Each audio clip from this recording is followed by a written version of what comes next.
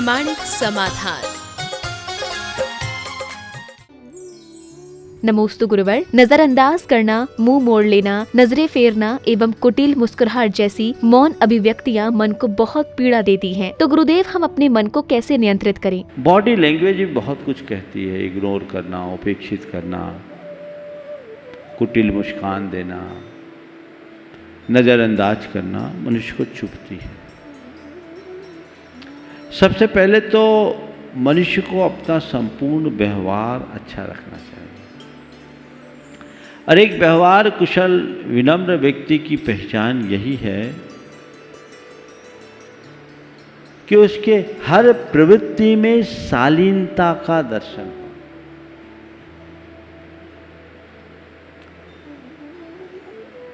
उसकी भाषा के साथ साथ व्यवहार में भी वो बातें दिखे। आपने बिल्कुल ठीक कहा कि बॉडी लैंग्वेज से इस तरह की चीज़ें देखने में आती है। और कोई व्यक्ति हमारे साथ इस तरह का व्यवहार करता है तो हम उससे कैसे बचें? एक ही बात है, जैसे हम किसी की बात को सुनकर अनसुना करते हैं तब उससे बच जाते हैं, ऐसे व्यक्ति की प्रवृत्तियों और हरकतों को देखकर अनदेखा करने की कला अपनाएं। अगर उसने किसी ने कहा है ठीक है, समझ लो, उस व्यक्ति को समझो, प्रतिक्रियाएं मत दो। इसका मतलब उसके मन में मेरे प्रति अच्छे भाव नहीं है। कोशिश करो उसका हृदय बदले और भाव बदल जाए। और नहीं है, ठीक है, उसे इग्नोर करके चलना होगा। इससे उलझने में तो बात और बिगड़ेगी। कई बार ऐसा होता है कि कई लोगों के कटु वचनों को भी आप न चाहते हुए भी बर्दाश्त करते हो कि नहीं करते हो? करना पड़ता है। क्यों? बोलेंगे तो बवाल होगा। तब बवाल हो, उससे अच्छा है चुप रहो। उसी तरह हमें कोई ऐसे व्यक्ति हो इस तरह की बातें करता है, ठीक है, उसके मन में मेरे प्रति दुर्भाव है, मैं प्रतिक्रियाएं दूंगा तो उसकी दुर्भावना और बढ़ेगी। मुझे दुर्भाव बढ़ाना नहीं है। सब चीज़ें समय पर ठीक होगी, ये सोचकर उसे देखकर अनदेखा कर दे तो सब बातें आ जाएगी। नमोस्तु गुरुवर। अयोध्या जी समेत शिखर जी एवं महावीर जी में से सबसे ज्यादा किसका महत्व है? अयोध्या जी समेत शिखर जी और महावीर जी का महत्व। देखिए, अयोध्या हमारे तीर्थंकरों की जन्मस्थली है। 24 में से अनेक तीर्थंकरों का जन्म हुआ, भगवान ऋषभदेव की जन्मस्थली। इसलिए अयोध्या कल्याणक भूमि होने के नाते हमारे लिए महत्वपूर्ण है। महावीर जी एक अक्षय क्षेत्र है, इसलिए वो भी महत्वपूर्ण है। लेकिन तीसरा समेत शिखर अनादि निधन शाश्वत क्षेत्र है और 24 में से 20 तीर्थंकरों का निर्माण हुआ। इसलिए हमारे लिए सिद्ध भूमि, निर्माण भूमि होने के नाते समेत शिखर सर्वाधिक महत्वपूर्ण है। नमोस्तु गुरुवर। क्या माता पिता की सेवा का तात्पर्य उनके भरण पोषण या उनके हाथ पांव दबाने से ही है या कोई अन्य कार्य भी इसमें सम्मिलित है? कृपया मार्गदर्शन करें। देखिए, माता पिता की सेवा करना हर सुसंतान का कर्तव्य है और सभी को पूरी निष्ठा, लगन और भावना पूर्वक सेवा करनी चाहिए। जहाँ तक सेवा का सवाल है, सेवा का संबंध केवल हाथ पांव दबाने या उनके भरण पोषण की व्यवस्था करने मात्र से नहीं है। सेवा का संबंध अपने आचार, विचार, व्यवहार से उन्हें खुश रखते हुए उनके गौरव और गरिमा को बढ़ाना है। यदि कोई व्यक्ति प्रत्यक्ष रूप से उनकी सेवा नहीं कर पाता लेकिन परोक्ष रूप से उनके गौरव को बढ़ाता है और उनकी खुशियों को बरकरार रखने का प्रयास करता है, तो ये कोई सेवा साधारण सेवा नहीं। जिस प्रकरण में प्रश्न में पूछा गया है कि अगर हमारे माता पिता उससे खुश न रहें तो हमें क्या करना चाहिए। घर के काम करने को अपना दायित्व मानो और माँ बाप को खुश रखना अपनी सेवा। कोशिश करनी चाहिए कि हम अपने आचरण और व्यवहार से माँ बाप को संतुष्ट और खुश रखें और माँ बाप को भी अपनी अपेक्षाएं सीमित रखनी चाहिए।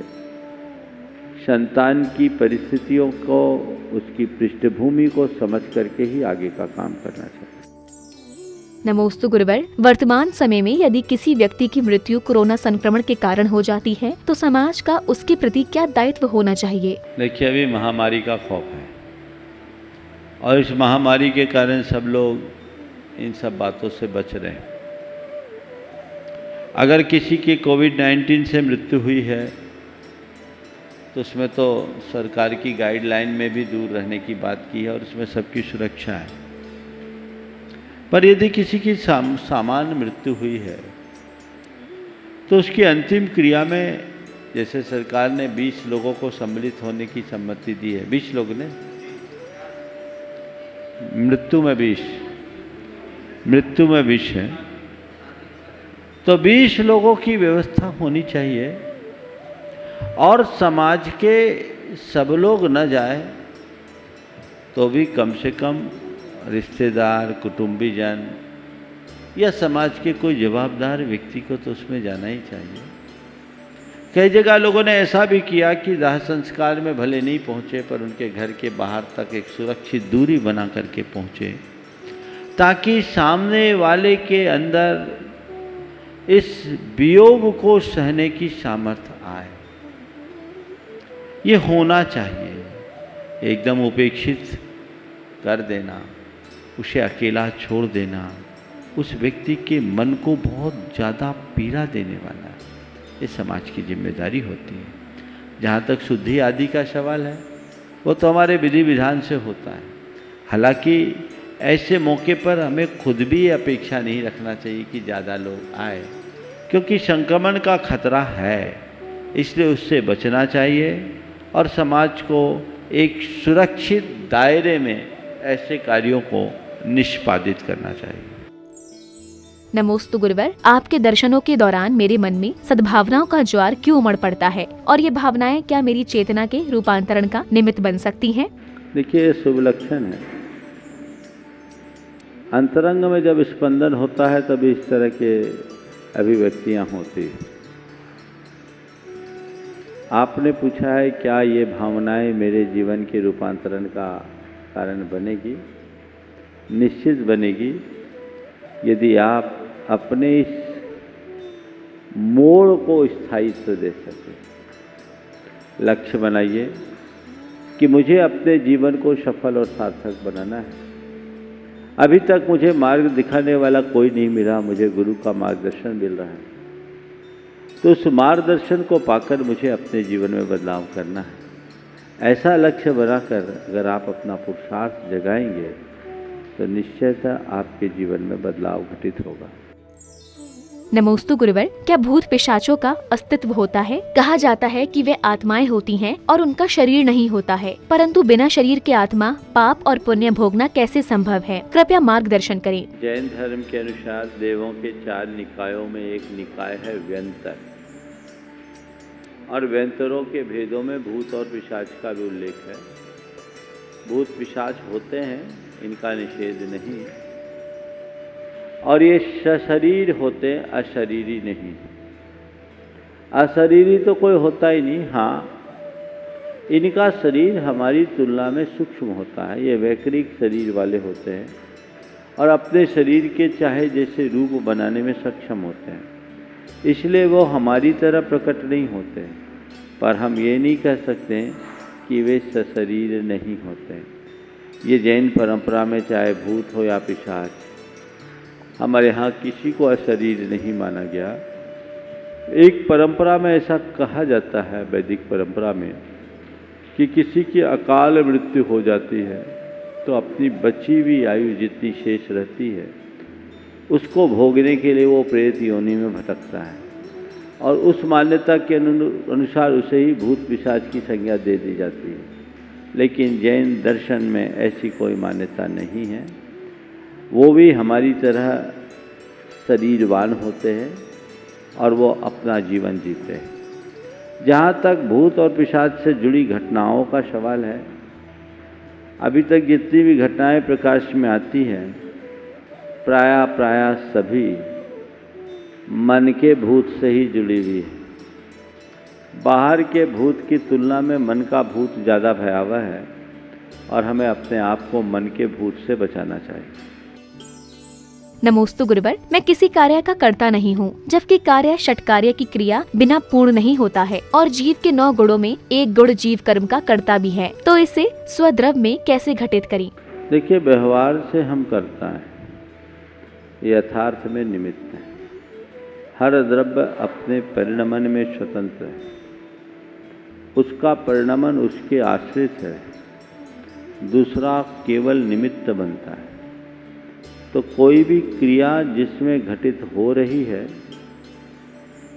वही उसका कर्ता है, दूसरा उसका कर्ता नहीं है।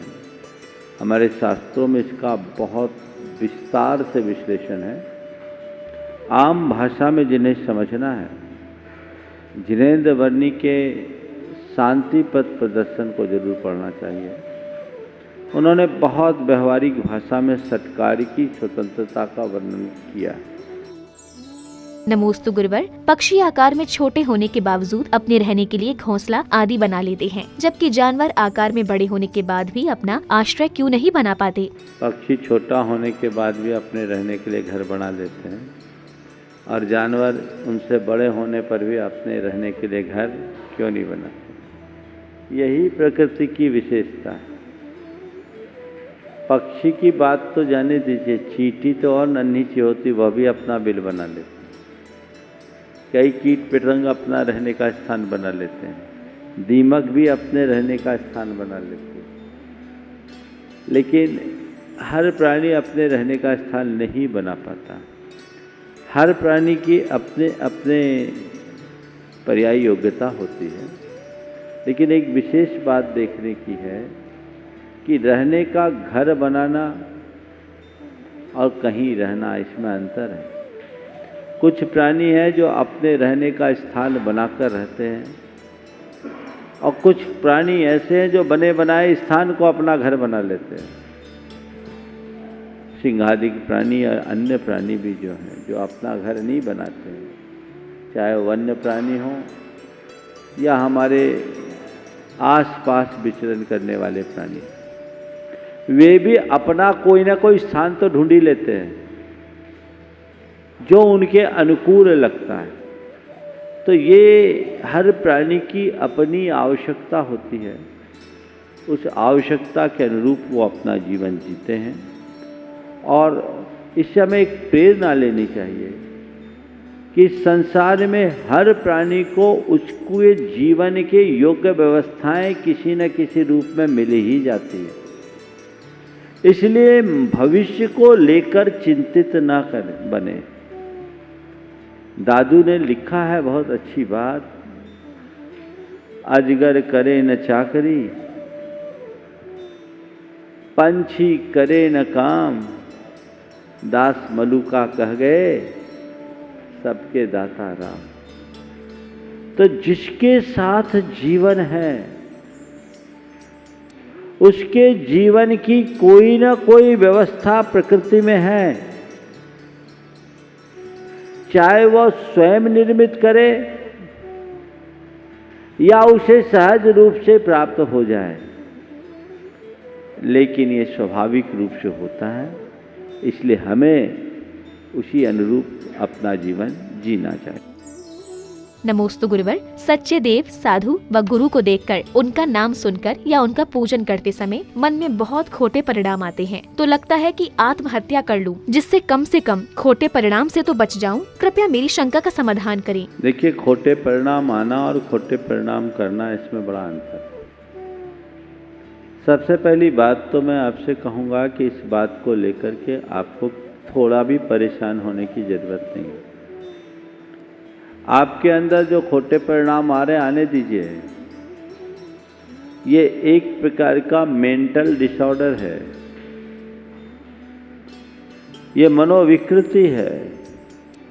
आप उसके पीछे जितना परेशान होंगे ये परिणाम आएंगे, लेकिन ये परिणाम हो नहीं रहे, आ रहे हैं। आप कर नहीं रहे, सहज रूप से प्रकट हो रहे हैं, या बुद्धि पूर्वक हो रहा है। इसके भागीदार आप नहीं हैं। इसमें आपको वैसा कोई पाप बंधने वाला नहीं है जिसको लेकर के आप इतने परेशान हैं। आप तो अपना काम करते रहिए, और जब भी मन में भाव आए और थोड़ी सी समझ आए, भगवान से साक्षी में प्रार्थना कर लो और भगवान से क्षमा मांग लो कि प्रभु मैं चाहता नहीं, फिर भी ऐसा हो रहा है, इसलिए इसमें लगे दोष को आप मुझे क्षमा करना। आपको कोई पाप नहीं लगेगा। हाँ, जो आत्महत्या का मनोभाव जगा रहे हैं ये बड़ा पाप है।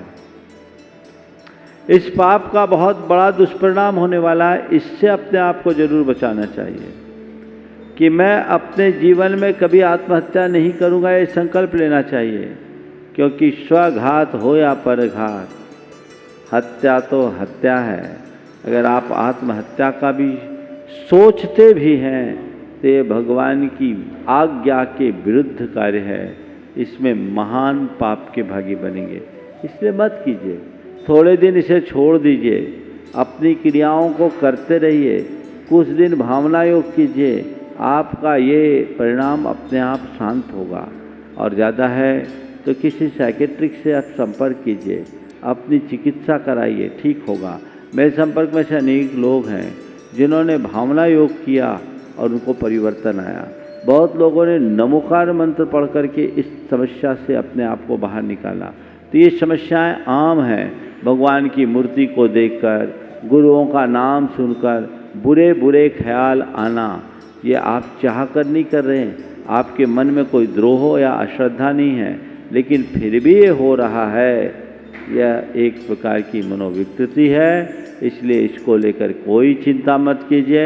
आप तो बस जाइए, अपनी गतिविधियां करते रहिए और अंत में क्षमा याचना करके आ जाइए।